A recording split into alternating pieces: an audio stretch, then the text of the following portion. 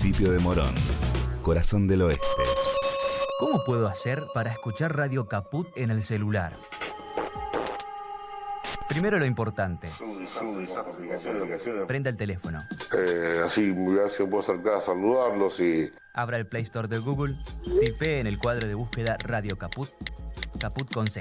No desesperes. Es la única que hay. Toque el botón instalar y espere unos instantes. La aplicación de Radio Caput ha sido instalada exitosamente. Busque el icono en su celular. Los quiero mucho, los aprecio y los admiro mucho, lo que hacen, los felicito. Y podrá escuchar la única y irreemplazable programación de Radio Caput. Sería un placer para mí, realmente. Radio Caput. Un pueblo sin piernas, pero que camina. Columna vertebral. Estamos atrapados en la misma red. No vamos a quedarnos tirados en el piso sin intentarlo, todas las veces que sea necesario. Columna vertebral. Todos somos héroes anónimos. Los lunes a las 6 de la tarde. En Caput. Radiocaput.com. Estás conectado. Estás en Caput. Aquí comienza Mundo en Clave. Una mirada diferente sobre el escenario internacional. Con Hugo Gulman y Larry Levy. Mundo en Clave. En Radio Caput.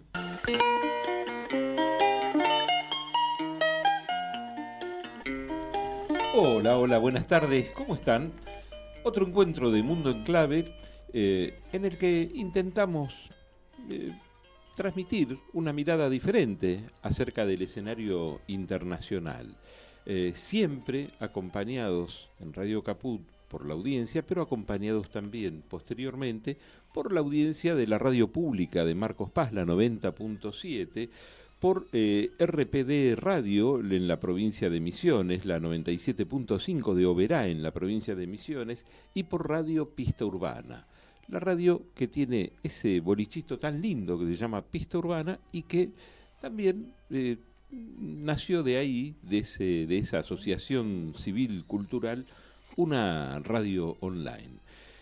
Ahí estamos, en todos esos lugares, gracias a que en los controles tenemos a Martín Loza, y gracias a que mi compañero es Larry Levy. ¿Cómo te va, señor Hugo Gulman? Aquí estamos. ¿Qué tenemos hoy? ¿Tenés alguna...? Hoy, bueno, este programa trata siempre o de un país, o de algún conflicto, o de algún tema regional. Hoy el tema es todo gastronómico, junto. Hoy gastronómico. Pero es todo junto, porque no abarca un país, abarca muchos países. No es un conflicto, son muchos conflictos que responden a diferentes temas y que, bueno, de alguna manera lo va a decir el tema musical que está por poner al aire Martín Loza.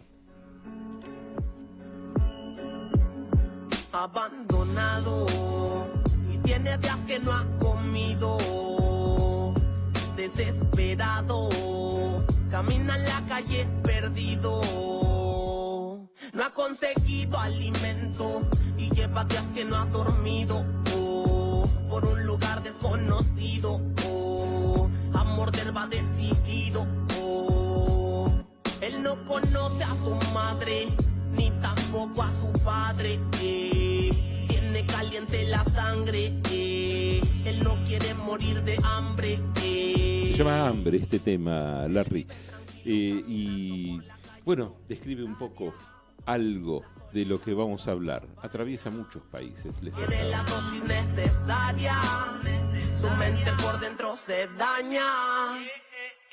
En esa esquina casi perdiendo la vida, escurre sangre, le han dejado una herida. Si te parece, hacemos la introducción, pero la haces vos ahora, así damos pie al tema, y todos los que nos están viendo a través de otras que no nos están escuchando nada más, que también nos ven, porque nos ven por Twitch, nos ven por YouTube, nos ven por muchos otros lugares, están viendo que no estamos solos, como Sacristán. Bueno, vamos a vez, presentar, ¿no? entonces. Pero lo presentamos en un ratito, ¿no? Dale. Bueno, mucho se discute acerca del hambre. Quizás más que discutir, se lanzan al aire consignas contra el hambre, cargadas de un fuerte contenido de cinismo político y propagandístico. Queda bien, es elegante y políticamente correcto decir que luchamos contra el hambre. Pero de poner soldados en esa lucha, nadie habla. El alimento, a lo largo de la historia, constituyó, y aún lo constituye, un arma silenciosa y efectiva contra el enemigo. No importa si entre sus filas hay niños, niñas, mujeres o discapacitados. Es, sin duda, un arma de destrucción masiva. Basta ver la hambruna provocada hoy en Palestina, en la Franja de Gaza. En la historia de la humanidad, la comida, el alimento, determinó la calidez de la hospitalidad de un pueblo. Si la tierra era generosa con el pueblo que la habitaba, entonces la acogida al visitante era amable y cálida. En cambio, si la tierra era mezquina, el visitante no era tan bienvenido. Después de las históricas revoluciones en la agricultura y en la tecnología, decididamente ya no hay lugar para el hambre. Pero el hambre sigue usándose como arma de guerra, y su rechazo o el combate en contra del hambre se convirtió en un concepto político y en un derecho humano básico. Y en esa evolución del pensamiento sociopolítico surge un concepto que expresa con mayor precisión y justeza la definición del derecho de los pueblos a determinar sus políticas y sistemas alimentarios. Ese concepto es el de soberanía alimentaria, que rápidamente se adoptó como consigna política. Prestemos atención a lo que nos va a decir un especialista. Desesperado, camina en la calle perdido. Y la especialista que nos acompaña hoy para abordar este tema es Andrea Graciano, que es licenciada en nutrición de la UBA, está en la maestría de salud pública, docente, investigadora, miembro de la Unión de Científicos Comprometidos con la Sociedad y la Naturaleza de América Latina. Y, bueno, como todo buen licenciado en nutrición, discípula, podríamos decir, de Miriam Gorban, ¿no? Hablar de Miriam Gorban es hablar de palabras mayores en la nutrición argentina, porque desde principio del siglo pasado, más o menos, viene bregando, creó la carrera de nutrición, creo, ¿no? ¿No la creó? ¿No fue la creadora de la carrera? No, lo que hizo Miriam fue, por un lado, impulsar la creación de la Cátedra Libre de Soberanía Alimentaria. La Cátedra de Soberanía Que el término es nuevo, ¿no es cierto? Relativamente. Sí, bueno, es que para mí hablar de soberanía alimentaria es hablar de Miriam Gorban, Claro. porque Miriam estuvo en 1996 en Roma, se hizo una cumbre mundial de la alimentación que organizó la FAO, que es la Agencia de las Naciones Unidas para la Alimentación y la Agricultura. Entonces se reúnen países del mundo, miembros de la FAO, y lo que estaban discutiendo era la seguridad alimentaria. Pero en paralelo se hizo un foro de sociedad civil donde participaron un montón de personas de todo el mundo, entre ellas Miriam Gorban. Estamos hablando del año 1996, y es en el marco de ese foro que la Vía Campesina, que nuclea a más de 200 millones de campesinos, pescadores y demás de todo el mundo, propone la soberanía alimentaria como un concepto superador de la seguridad alimentaria, porque si bien ambos hablan del derecho a la alimentación, el foco en el caso de la soberanía alimentaria es el derecho que tenemos como pueblos, como colectivo de personas, a definir de qué manera se producen, se procesan, se comercializan los alimentos para garantizar. Y cómo se alimenta el pueblo que contiene ese proyecto económico. Exacto. Digamos, ¿no? Y poniendo el foco en la capacidad que tenemos de decidir en todas y cada una de las instancias dentro de este sistema alimentario. Yo ¿no? quiero hacer una sola aclaración, y la voy a hacer una sola vez en el programa. Este problema no se soluciona con el choripán, ¿sí? No lo vamos a Cuando solucionar los argentinos que el choripán sea la solución. Cuando le preguntan a Miriam, que hoy tiene 92 años, cómo hizo para llegar de tan lúcida hasta su edad, ella dice con choripán y militancia. Así que no estoy tan lejos, si Miriam lo dice, palabra santa. El tema es que cuando se habla de soberanía alimentaria, sobre todo los países que más están atravesando este gravísimo problema, son países que por lo general, o en una gran cantidad por lo menos, son países muy ricos con poblaciones muy pobres. Donde uno lo ve, no sé, en África lo ves, en América Latina lo ves. Yo recién escuchando un poco la canción y la editorial, pensaba que en realidad estamos en un contexto, en un momento histórico ya desde hace varios años, donde en realidad el mundo produce alimentos para todas las personas. Sí. El problema claramente es la enorme desigualdad que existe. De hecho, América Latina es la región más desigual de todo el mundo. No es la más pobre, pero sí la más desigual. Y tenemos países como el nuestro, la capacidad de ser un país con agroexportador neto, digamos, o sea, con la capacidad de producir y tener excedentes, y sin embargo tenemos un montón de gente que hoy está atravesando esta situación, y de hecho un informe reciente de UNICEF hablaba de que hay más de 1 millón de chicos y chicas que se van a la cama sin dormir, y hay relevamientos como por ejemplo los que han hecho la organización Barrios de Pie en barrios populares, que hablan de que 9 de cada 10 personas que habitan los barrios populares en la ciudad de Buenos Aires padecen inseguridad alimentaria, y 6 de cada 10 padecen inseguridad alimentaria severa, y que la gente hoy se está endeudando para poder comprar alimentos, o sea, genera deuda, se compromete y queda debiendo plata para poder comprar qué comer. O sea, a ese nivel estamos. Y digamos hoy. que lo que se puede comprar tampoco es lo ideal, no es una dieta equilibrada, no es una dieta sana. Yo estaba, mientras preparábamos el programa, estuve investigando un poquito. Una de las cosas más frecuentes es la obesidad por el tipo de comida de relleno, que es lo más barato, lo que podés comprar. Es decir, produce el hecho de no ser soberanamente, alimentariamente soberano, implica comer de forma desequilibrada, cosas que hacen mal a la salud, ¿sí? Sí, es que una de las cosas también que me había notado es esta enorme paradoja entre el hambre y el estado nutricional, porque hay un montón de personas que son obesas y que están padeciendo hambre. Entonces me acordaba de esa frase que pasó a la posteridad de Alfonsín diciendo: a vos no te va tan mal gordito, que hay una falsa creencia de que si una persona es obesa es porque está alimentada en exceso. Y tenemos, de hecho, mucho mayor prevalencia de obesidad en la pobreza. Hay datos de encuestas poblacionales que dan cuenta de que, por ejemplo, en población adulta, las personas tienen un 21% más obesidad cuando son pobres que las que tienen que las personas de niveles socioeconómicos más altos. Y de hecho, algunos estudios que se hicieron en adolescentes y que son análisis que hicieron FIC Argentina, una organización de sociedad civil, en conjunto con UNICEF Argentina, dan cuenta de que las probabilidades de desarrollar sobrepeso en adolescentes, esto lo hicieron a partir de datos de una encuesta poblacional que se llama Encuesta Mundial de Salud Escolar, lo que encontraron es que adolescentes de nivel socioeconómico más bajo tienen un 58% más probabilidades de desarrollar exceso de peso, de presentar ese exceso de peso, que los adolescentes de niveles socioeconómicos más altos.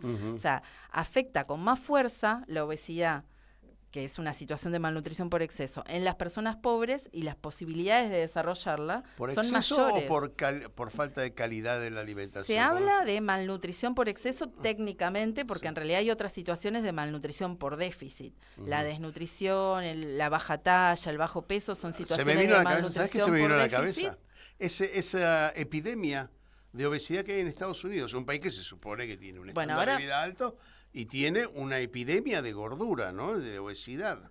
Ahora vamos a ese punto, porque decía que la malnutrición como concepto abarca distintas formas. Por un lado, todas esas situaciones de déficit que generan tanta también repercusión mediática, ¿no? Y por el otro lado tenemos las situaciones de malnutrición por exceso que comprenden el sobrepeso, la obesidad y todas las enfermedades no transmisibles relacionadas con la alimentación. Y de hecho a nivel país, las situaciones de desnutrición y de bajo peso, o sea, las distintas formas de malnutrición por déficit son bajísimas la cantidad de personas afectadas, está dentro de lo esperable a nivel poblacional. Por el contrario, los datos, no es solamente Estados Unidos, en Argentina los valores dan cuenta de que estamos, en el caso de niños y niñas menores de 5 años, 13,6%, según datos de la ENIS, una encuesta nacional, tienen exceso de peso. En el caso de niños, niñas, adolescentes, el 41,1% tienen exceso de peso, y en el caso de adultos casi el 70% tienen exceso de peso. Pero para que podamos entender el contraste, ¿no? Por ejemplo, entre los 5 y los 19 años, mientras más de 40 de cada 100 tienen exceso de peso, menos de 4 de cada 100 tienen bajo peso. ¿Se entiende? O sea, sí. es terrible la diferencia que hay y cómo la forma más prevalente de malnutrición en nuestro país es el exceso de peso, que puede coexistir con otras situaciones de malnutrición, por ejemplo, anemia. El tema de la anemia y que se relaciona obviamente con el debilitamiento corporal, ¿no? Y justamente a eso iba la pregunta, porque yo recuerdo, no soy un especialista en deportes, lejísimo de serlo, pero sí recuerdo que en los 90, que fue cuando tuvimos la etapa de tan crudo neoliberalismo durante el menemismo, se dio todo un fenómeno con muchos jugadores de fútbol, que los jugadores dejaron en esa época de llegar, no digo en la totalidad, por supuesto, cualquier deportólogo me lo podría refutar o podríamos intercambiar alguna opinión, pero sí, muchos deportistas empezaron a nacer de otras canteras, no de las villas, por ejemplo, sino que empezaron, no sé, el caso de La Torre es uno, que nació de un country, al fútbol, y algunos otros jugadores que empezaron a ser más de clase media. Y en algún momento me explicaban que tenía que ver con la falta de alimentación, con la falta de calcio, la falta de leche, que los pibes, con el origen de donde venían siempre anteriormente, de donde nacían al fútbol, no estaban bien alimentados, entonces, como se dice en términos futboleros, se rompían, ¿no? Y sin embargo empezaron a llegar de otros lugares donde estaban bien alimentados.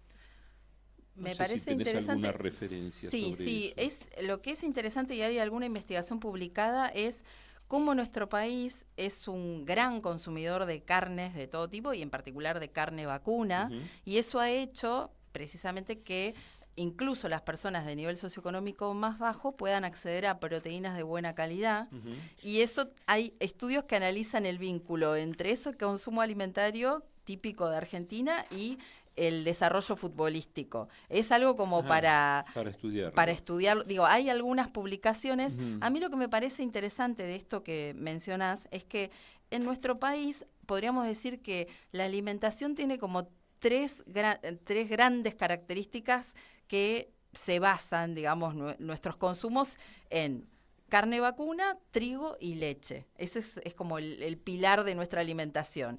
Y los datos más recientes dan cuenta de una caída histórica que no tiene prácticamente antecedentes en los consumos de esas tres cosas, ¿no? O sea, el consumo de carnes ha venido bajando porque hay otras carnes que son más baratas y que han ido ganando lugar, como por ejemplo la carne de pollo, pero aún así tenemos un consumo de carne vacuna todavía alto en relación a... Es algo como bastante característico y muy diferente a lo que pasa en otros países de la región, que por ahí consumen más legumbres y cereales. Pero supongo, disculpa Larry, pero como para completar un poco esta idea, supongo que debe depender por ahí de cuestiones familiares, genéticas, de un montón de cosas, pero ¿cuánto tiempo puede padecer una persona, niños, ¿no?, de alimentación escasa sin que redunde en el futuro, de esos pibes, así como suponiendo, dando por bueno esto que pasó en el fútbol, también pasa en el intelecto, porque si no reciben la alimentación adecuada, lo más probable es que no reciban tampoco la educación adecuada.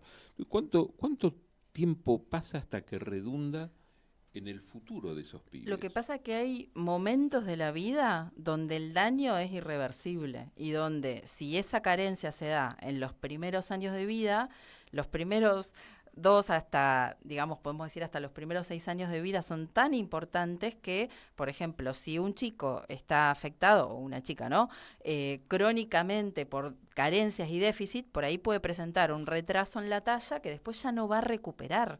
Entonces eso hace, por más de que después se alimente todo el resto de su vida saludablemente, ya hay una afectación que lo marca de por vida. Bueno, todo esto que están hablando que es sumamente interesante porque están ustedes dando, el resultado final del... Sí, no, bueno, están dialogando con esos ejemplos. Quiero decir que esto es un hecho eminentemente político. Y si recorremos el mundo, vamos a encontrarnos con contradicciones muy, muy importantes que tienen que ver con el devenir político de cada uno de los lugares. No importa qué lugar del planeta, pero lo vamos a encontrar. Yo encontré, por ejemplo, una cosa muy interesante, que hay países como Egipto, que tiene una buena cantidad de producción soberana de alimentos. Sin embargo, hay un alto índice de pobreza y de subalimentación. Pasa lo mismo en Irán, que es un país que está en desarrollo, está mejorando, está elaborando políticas de alimentación, pero le cuesta todavía. Argentina, bueno, recién hablamos de Argentina. Argentina tiene una producción, es autosuficiente en la alimentación. Sin embargo, hay una gran proporción de la sociedad que está subalimentada. Después, bueno, tenemos los clásicos, ¿no? Francia, China. China tiene una buena producción de alimentos, se autoabastece. Pero hay contradicciones que Singapur, por ejemplo, yo estaba analizando donde hay hambrunas, por ejemplo, en Somalia, Afganistán, donde hay mucho poder económico, hay mucha población y hay una carencia de producción de alimentos, pero fenomenal, y que no está relacionado con la mezquindad de la tierra, por ejemplo, ¿no? Porque, a ver, si uno tiene una tierra muy árida, evidentemente va a tener que ir a comprar alimentos fuera, ¿sí? Pues no puede, o si el lugar, por ejemplo, Malta es un lugar interesante, tiene un territorio reducidísimo y una densidad poblacional muy alta, entonces ahí es muy difícil que se autoabastezca, ¿sí? Y fui recorriendo y fui encontrando algunos países que son realmente raros, otros que tienen una eterno conflicto. Haití tiene un conflicto eterno de pobreza que es irresoluble, donde la alimentación, y ya están viendo las generaciones que están desarrollándose con una pobreza física e intelectual muy fuerte. Es muy difícil. O, por ejemplo, y este es un caso que políticamente es concreto, Siria. Siria tiene hace ya muchos años, casi, yo creo que más de una década, de conflicto interno, de guerra civil interna, y es un país que podría tener una buena dieta alimentaria y tiene una pobreza absoluta en el tema de recursos alimentarios. Depende mucho de la ayuda externa, ¿no? Y lo que está pasando en Gaza, que también es un conflicto sumamente difícil, es un genocidio, que Israel maneja la entrada y salida de la comida. No se puede creer que esté pasando en pleno siglo XXI una cosa como esta, una hambruna total. Digo, entonces, el problema es tiene muchas aristas. Una es la organización política. Un país que se precie de tal tiene una política alimentaria. Si no, desmentime si me equivoco en eso, pero me parece importante.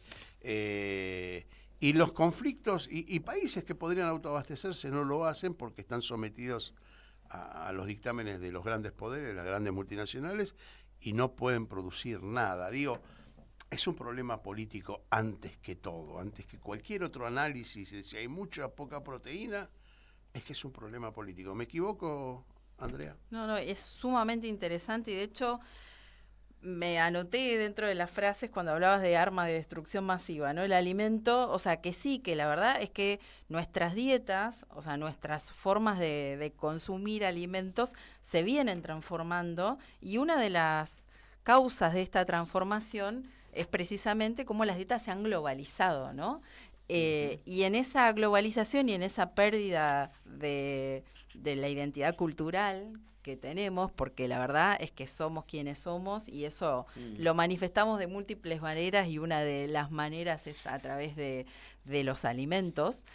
Y en esta globalización, donde otra vez entran en juego, ¿no? Este puñado de transnacionales, que son las que en definitiva terminan definiendo qué nos llevamos a nuestras bocas, ¿no? El problema a nivel global es que solamente hay 100 empresas en todo el mundo que son las que venden el 77% de los alimentos que consumimos. Volvé sobre ese...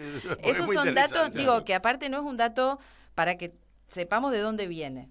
UNICEF, la Agencia de Naciones Unidas que pone el foco en las infancias, hace un informe anual que estudia el estado mundial de la infancia. En el año 2019 publicó un informe que se dedicó específicamente a alimentación y nutrición. Y en ese informe pone este dato, ¿no? Entonces habla de las problemáticas en relación a la alimentación, y una de las cosas, cuando menciona la globalización, también menciona cómo... La concentración. Hay una concentración de quienes producen alimentos, y solamente 100 empresas en todo el mundo concentran el 77% de las ventas.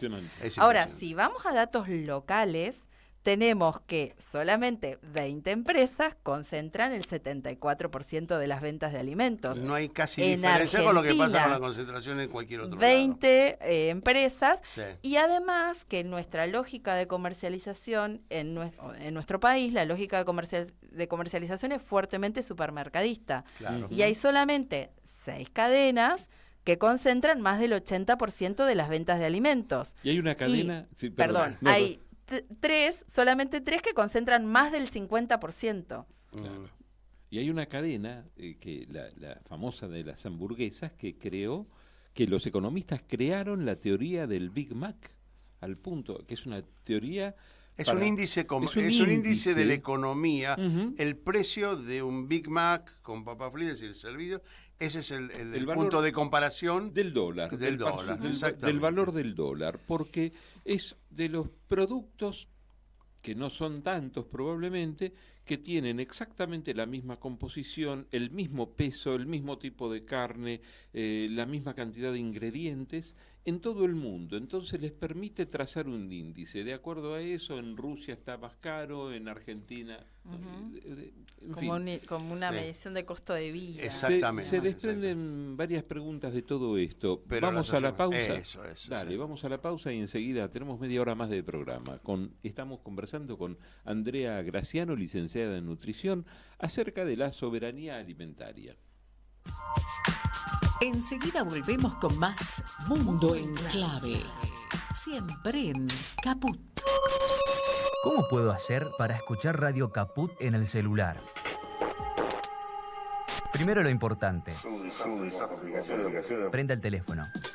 Así me puedo acercar a saludarlos y... Abra el Play Store de Google, tipee en el cuadro de búsqueda Radio Caput, Caput con C. No desesperes, es la única que hay. Toque el botón instalar y espere unos instantes. La aplicación de Radio Caput ha sido instalada exitosamente. Busque el icono en su celular. Los quiero mucho, los aprecio y los admiro mucho, lo que hacen, los felicito. Y podrá escuchar la única y reemplazable programación de Radio Caput. Sería un placer para mí, realmente. Radio Caput. Mandanos un WhatsApp. Mandanos Sarasa y Noticias. 11 65 16 44 46. Vuelve el calor, vuelve el mosquito. Para prevenir la propagación del dengue, hay que impedir que el insecto se reproduzca. Evita la acumulación de agua en todos los espacios de tu casa. Municipio de Morón, corazón del oeste. Manda un mensaje de WhatsApp al 11 3205 8813. Infosiberia. Las noticias en tu celular. Manda un mensaje de WhatsApp y recibilo gratis todas las mañanas. Infosiberia. Las noticias en tu celular. Seguimos con otra vuelta al mundo en clave.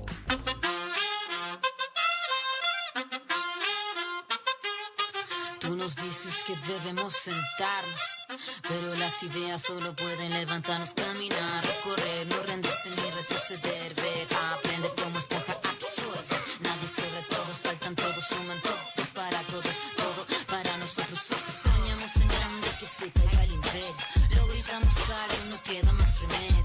Esto no es utopía, es alegre rebeldía del baile de los que sobran de la danza tuya mía. Levantarnos para decir ya basta. Ni África ni América Latina se suba. Con barro, con casco, con lápiz a patear el fiasco. Provocar un social terremoto en este charco.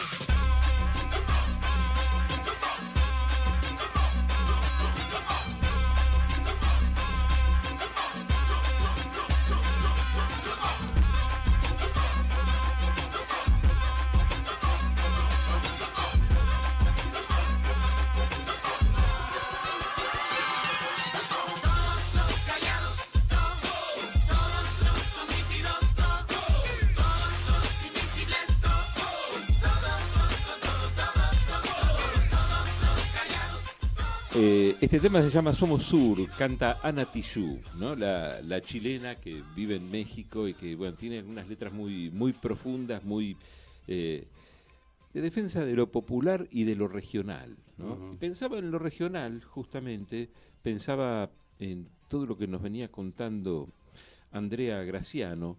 Digo, hay algunos lugares, este tema lo pensamos como un tema que atraviesa a muchísimos países, no lo quiero personalizar en Argentina, pero pensaba en territorios grandes, que sí podría ser el de Argentina, ¿no? Donde tiene diferentes climas, donde hay diferentes tipos de cultivos y de alimentación en cada región. Cuando se dice siempre que, bueno, que la mercadería conviene que no viaje mucho, que se consuma cerca de donde se produce.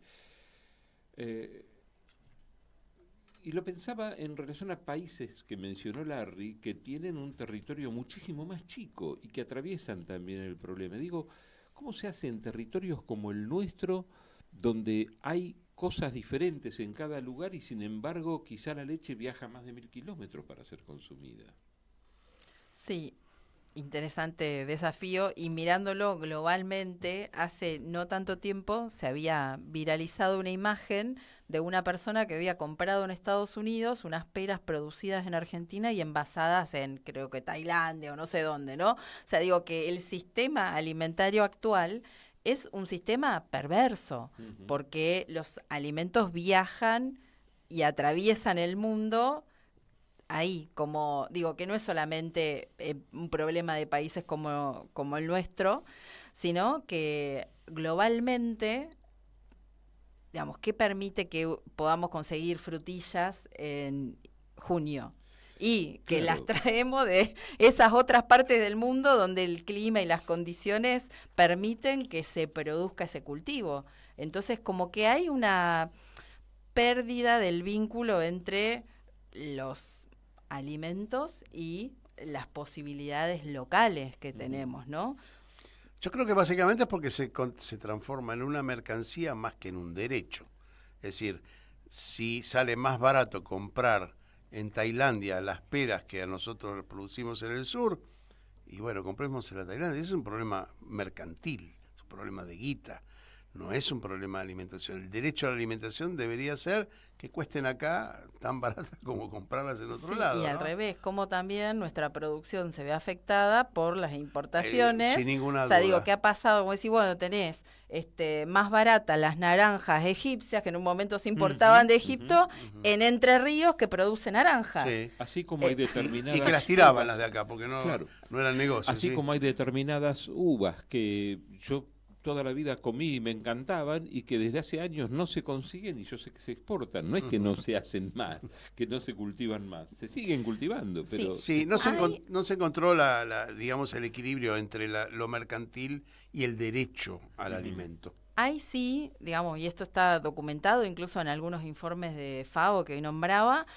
una marcada pérdida de la biodiversidad, que en menos de un siglo se perdió más del 75% de la biodiversidad, porque dentro de las múltiples variedades disponibles de un determinado cultivo, no sé, de casi 200 variedades de remolacha, 80 años después quedan, no sé, menos de 20. Digo, como que eso, ¿por qué se ha dado de manera tan marcada esa pérdida de biodiversidad? Porque se cultivan aquellas opciones que son más rentables. Las que, digo, pero a un grado de perversidad tal, digamos, de que, bueno, las que reúnen ciertas características, por ejemplo, que entren determinada cantidad en una caja, que puedan soportar y no se machuquen del traslado en determinada cantidad de kilómetros. Entonces siempre hay como un ganador, ¿no? Entonces, más grandes son más tentadoras. Por ahí estaba pensando en las frutillas que vos mencionabas y claro, antes uno pensaba en frutillas, bueno, las buenas son las de Coronda, después tenés buenas en el sur,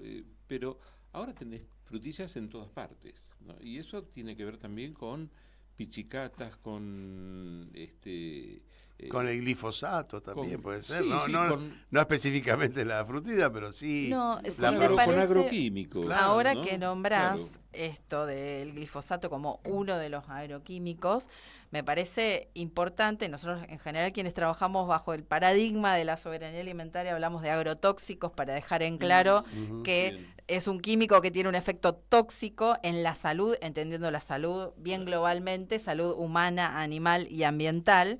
Y el glifosato es el agroquímico estrella para un tipo de cultivo que es la soja transgénica, aunque no es el único. Y es importante tener presente que en nuestro país más del 60% de la superficie cultivada está ocupada por soja transgénica. Bueno, eso es un proyecto político también, se exporta para darle de comer a los cerdos de China. Hay un proyecto político, ¿no? Porque es un commodity.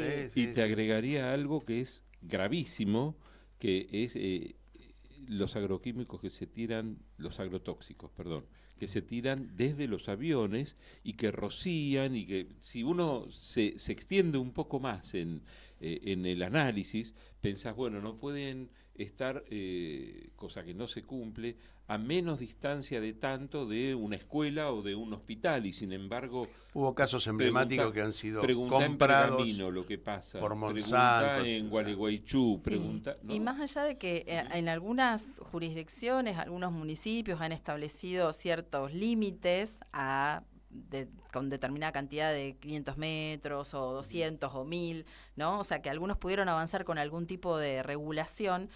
Más allá de eso, una vez que eso se pone, digamos, el agrotóxico queda en el aire que respiramos, en el agua. O sea, hay estudios que dan cuenta de la cantidad de este tipo de productos que están en las cuencas de los ríos, como por ejemplo el Paraná. Eso está documentado, y de hecho no necesitamos estar en un pueblo fumigado, no necesitamos estar en una localidad donde se produzca para tener ese tipo de tóxicos en nuestro organismo. De hecho, hay algunos estudios que se han hecho que todas las personas que se han realizado ese tipo de test han dado positivo para glifosato en orina, en sangre, incluso en la leche humana se ha encontrado. Y eso es porque una vez que esto se pone, ya está circulando. Y eso es terrible. De hecho, algo que no quería dejar de mencionar es que la soja transgénica no es el único transgénico. Argentina cada vez tiene más eventos transgénicos autorizados y fue el primer país del mundo en autorizar el trigo transgénico, que fue bastante polémico cuando se estaba hablando de si se iba a aprobar o no la producción y comercialización de este trigo. Y lo terrible es que, a diferencia de otros países donde por ahí el cereal base es el arroz o el maíz, en nuestro país, como les nombraba antes, el cereal base es el trigo y todas las preparaciones que hacemos con los derivados de las harinas de trigo. Y de hecho, dentro de los cereales, el 84% de los cereales que consumimos son trigo. Y en Argentina, la cadena de valor del trigo está fuertemente concentrada. Hay solamente 184 molinos harineros en todo el país, y lo que se supo por datos de la misma empresa de Bioceres, es que ya hay 25 molinos harineros que están utilizando trigo transgénico. Esto se supo el año pasado o el anterior, con lo cual no sabemos cuáles son esos molinos harineros y si son de los molinos más importantes que digamos que están en contacto con volúmenes grandes. O sea, probablemente hoy estemos consumiendo ese trigo que utiliza un agrotóxico que es el glufosinato de amonio, que es 5.000 veces más tóxico que el glifosato. Wow. Paralelamente hay una doctora, la doctora Marta Chan, creo que se llama. Raquel Chan, que fue la que estuvo, Raquel sí, Chan, no Marta, la que fue parte de... Que ha hecho una investigación impresionante acerca del trigo que se va a utilizar en todo el mundo. Es una doctora obviamente estudiosa del CONICET, investigadora del CONICET, y que del mismo CONICET que quieren destruir justamente, ¿no? Bueno, sí, igual, esas decisiones políticas, ¿no? Sí, claro. Sí, igual, o sea, lo interesante es que Raquel Chan, que participa del desarrollo del transgénico, digamos, le pagan después con acciones de la compañía. Digo, es como bien controversial. Y también lo que me parece interesante de esto que trae Hugo es la ciencia para quién, ¿no? O sea, la ciencia al servicio de las grandes corporaciones o la ciencia al servicio de los pueblos, ¿no? O sea, ese es un debate que también... Bueno, ya vamos a hablar de los pueblos, ya me invitaste a que yo te diga los países con peor alimentación, porque es importante, porque se puede trazar una línea política, una línea muy clara. Haití, ya lo mencionamos, Yemen, que tuvo un conflicto larguísimo con Arabia Saudita, Sudán del Sur, la República Democrática del Congo, Afganistán, Somalia, Venezuela entra acá, tengo que investigar un poquito más el tema de Venezuela, Malawi, Zimbabue y Bangladesh. Acá hay decisiones políticas, no solamente, porque en territorios, en mezquindad o no de los territorios para producir comida, acá la discusión es política básicamente. Fíjense que todos estos países que mencioné vienen de conflictos eternos, ¿sí? Donde se los somete a lo peor de lo peor, no hay industrias, no hay nada, entonces no pueden producir, tienen territorio para hacerlo. Si uno se fija en Afganistán, que produce amapola en cantidad, es porque la tierra le da para producir comida y no lo hacen porque hay intereses políticos. Digo, volvamos un poquito a esta definición de la soberanía, porque está íntimamente relacionada con digamos, con el interés político de quienes ponen en juego la salud.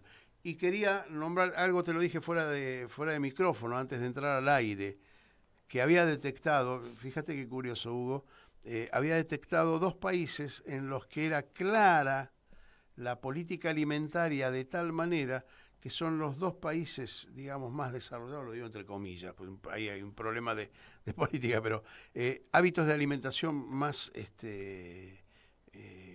digamos, más perfectos, por llamarlo de alguna manera, con una baja de enfermedades cardíacas. Se comprobó que lo que la política de ese país alimentaria construyó como red educativa y puso en marcha leyes con respecto a la producción de alimentos, 2 países, uno es Italia, ¿sí? Hablamos de la dieta mediterránea, pero Italia concretamente tiene una política alimentaria muy desarrollada, muy profesional, y ahí se detecta una baja tasa de enfermedades cardíacas. El otro país es Israel, ¿sí? En general España tiene buena alimentación, Francia tiene buena alimentación, Suiza tiene alimentación, Suecia, Corea del Sur, Australia, Japón, todos países desarrollados con cierta conciencia, desarrollados lo digo entre comillas porque están desarrollados en virtud de que es muy probable que hayan expoliado a otros países, pero bueno, digo, tienen políticas alimentarias concretas y tienen un régimen alimentario sano, ¿sí? Te escuchaba y pensaba en estos países que nombrabas, ¿no? Y cómo parte de la dominación también es desvincularnos de nuestros saberes ancestrales en relación a la alimentación. ¿Sabes cuándo me vino ese pensamiento? Cuando estaban hablando ustedes dos de América Latina. América Latina no está rankeada como las peores alimentadas, porque hay mucha población autóctona que cocina y come, se alimenta con lo que tiene alrededor, que es lo más auténtico que hay. Entonces es que nuestras cocinas tradicionales concentran saberes ancestrales porque se alimentaban y podían autoabastecerse de todos los nutrientes a partir de esos alimentos que estaban disponibles localmente. Y cosas que no podemos entender. Esto tiene que ver con un curso, bueno, no importa los detalles, pero un grupo en una localidad perdida que consumía polen de totora, ¿y qué tiene eso? Y cuando lo analizaron encontraron que era rico en vitamina C y era lo único en esa zona que proveía ese nutriente. O sea, hay unos saberes en esas preparaciones culinarias tradicionales que hoy, con toda la ciencia que tenemos, recién podemos empezar como a entender el porqué y la importancia. Ahí está interesante porque ahí es donde entran las multinacionales, borran todo eso y te ponen Nestlé, te ponen un chocolate o un Quaker y química. Te ponen química ¿sí? En reemplazo de la comida tradicional, auténtica, ¿sí? Y quiero aprovechar para nombrar algo, que es que nuestro país ha tenido políticas como Prohuerta, que se ha cerrado, y que Prohuerta lo que permite, o sea, una de las cosas, digo, porque yo trabajo en un centro de salud, que es un efector público de salud, y tenemos nuestra huerta comunitaria, y en ese espacio mágico hay un intercambio de saberes, y aprendemos un montón de las señoras del barrio que nos enseñan, o sea, quienes somos profesionales de la salud. O sea, la huerta habilita a que haya un intercambio de saberes que más allá de cuánto se produce de alimentos, y eso es una magia que habilitaba el Prohuerta proveyendo semillas y que se exportó a Haití. El Prohuerta tuvo una experiencia haitiana muy interesante en pleno conflicto, y así como eso también lo que quería mencionar es que a nivel país, teniendo, y es algo también de América Latina, que somos pioneros a nivel global en relación a políticas regulatorias que buscan proteger la salud, la nutrición y la salud de la población, ¿no? O sea, teniendo conflictos, porque América como continente tiene una media en relación a la malnutrición por exceso, al sobrepeso y a la obesidad, 2 puntos por encima de la media global. O sea, es un continente que está fuertemente afectado, y dentro de América Latina, Sudamérica es la más afectada, y dentro de Sudamérica, Argentina es una de las que tiene los peores indicadores. Pero en contracara hemos avanzado con ciertas políticas públicas, como por ejemplo lo que es la ley 27.642, que es más conocida como ley de etiquetado frontal, que es una ley que se ha transformado en modelo a nivel regional y global. Y esto lo quería traer porque hay países que nos miran y nos admiran, como Bangladesh, que entonces los organismos internacionales que quieren avanzar con políticas regulatorias toman también como referencia a los países con los que esos otros países se sienten más cercanos, y por ejemplo en Bangladesh se empieza a trabajar a partir del caso argentino para intentar avanzar con regulaciones que protejan también y pongan coto, porque no es solamente esa ley, se la conoce como etiquetado frontal, pero en realidad es una ley muy potente, porque la ley incluye protección de entornos escolares, la ley incluye la regulación de la publicidad, promoción y patrocinio, y prohíbe que ese tipo de acciones se dirijan específicamente a niños, niñas, adolescentes, si son productos no saludables porque tienen uno o más sellos. Entonces, es una ley muy integral, con medidas de avanzada, porque hay... ¿Hablas de los octógonos? Los sellos son octógonos y rectángulos, y que advierten... No lo digas muy fuerte delante de Sturzenegger, por favor. No, pero inclusive hay el lobby empresarial que hubo generó que esa ley estuviera aprobada y no se pudiera poner en ejecución durante mucho tiempo. En Uruguay se puso 3 o 4 años. Porque ejercieron menos presión en contra. Son las mismas empresas. Sí. En Chile lo mismo. En Chile hace años que existe, pero para que tengas un ejemplo de las presiones que hubo, en un momento Coca-Cola aceptó colocar los octógonos, pero dijo, los pongo en la tapita. Digo, igual se para poner los octógonos en la tapita? Es reinteresante esto, porque la verdad es que América Latina es pionera a nivel global.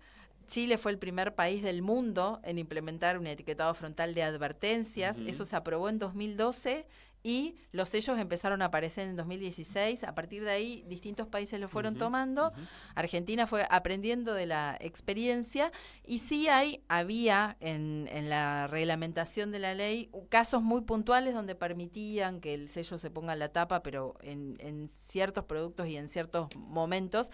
Lo terrible fue que en todo lo que fue el proceso legislativo hasta la aprobación de la ley hubo mucha interferencia de la industria y Coca-Cola, por ejemplo, ya que la estábamos nombrando, intentó en el Senado que los senadores y senadoras modifiquen la redacción de la ley para que quedara, digamos, beneficiándoles, ¿no? O sea, lo mejor para Andrea, salir bien parado. Esa es una historia ya conocida. Otra ley también que ha impedido la posibilidad de que se coma más sano es la ley de góndolas, ¿no? Que es una ley que obligaba a las grandes cadenas a atender a otro tipo también de proveedores. Sí. Pero a mí me interesa que vayamos cerrando, nos quedan pocos minutos, sobre, a ver, una pregunta que parece tonta, pero que apunta a lo que tratamos de divulgar. ¿Cuál es el país o el modelo alimentario? ¿Qué país ostenta un modelo alimentario para copiar, para decir, che, mirá cómo se ocuparon del tema y cómo lo resolvieron, cómo hicieron, ¿no? Es que acá mismo en Argentina tenemos experiencias muy interesantes de, por ejemplo, producción agroecológica, incluso en grandes superficies, y eso también hay que destacar que tuvimos la primera Dirección Nacional de Agroecología, lamentablemente sin presupuesto, aunque con un increíble trabajo a cargo de Eduardo Cerdá, un gran referente y presidente del RENAMA, de esta red de municipios que trabajan con compromiso agroecológico. Entonces, sí tenemos experiencias locales que lo que realmente proponen es otro modelo, otra forma de producir, que realmente protege la salud humana, animal y ambiental. O sea, tenemos en nuestro país esas experiencias. Lo que pasa es que no ha habido hasta ahora una voluntad política de que ese sea el modelo. O sea, son dos modelos contrapuestos, antitéticos, que no pueden coexistir. O sea, o hay un modelo productivo, agroindustrial, extractivista, veneno dependiente, o una producción agroecológica que es que lo que garantiza es la sustentabilidad. Entonces, hacia ahí deberíamos ir. Vos, con todo lo que me estás diciendo, parece que la Comunidad Económica Europea, la Unión Europea, que se precia de tener absolutamente todo el abanico de actividad humana estudiada, legislada, controlada, ¿no parece ser tal? No, en un montón de regulaciones estamos a años luz, aunque nos cueste, aunque nos quieran convencer de lo contrario, que somos unos sudaca. No, yo estoy convencido que la voluntad popular apunta a eso. Hoy tuvimos una entrevista con Pedro Peretti, que estaban inaugurando en Rosario, ¿era? O en Rosario. En Rosario. Ciudad Futura. Exacto, Ciudad Futura, que es un complejo donde se achica el vector de logístico de transferencia de mercaderías para vender en la zona. Eso hace a la salud también, ¿o no? Nos estamos yendo, Larry. Nos estamos yendo. Y nos vamos, nunca anunciamos los temas musicales, pero ahora, por si alguno lo está escuchando y quiere saber, se llama alimentación.com. Ay, qué lindo. Lo canta León Gieco. Bueno, es un tema de él, justamente. Despedimos entonces a Andrea, le agradecemos que haya estado acá, Andrea Graciano.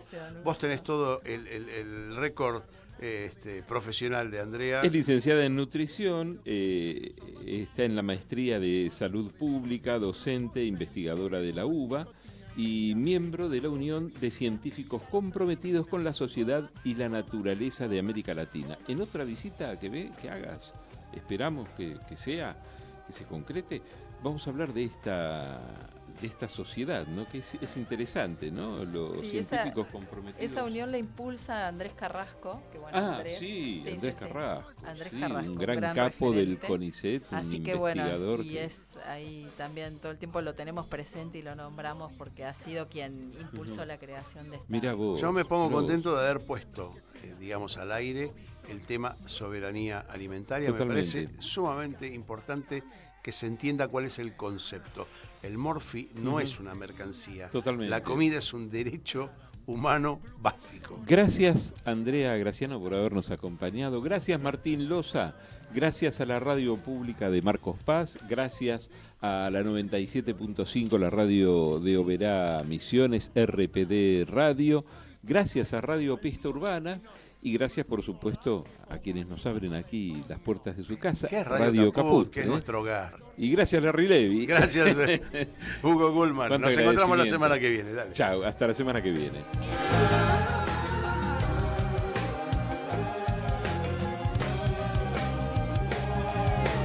Ácido graso, ácido láctico, ácido ascórbico, ácido fólico, ácido que pega, goma garrofín, goma llantar, goma guar, goma querian, goma de borrar.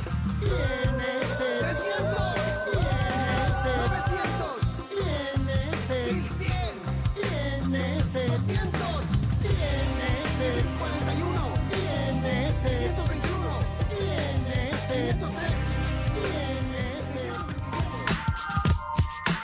Aquí termina otra edición de Mundo en Clave.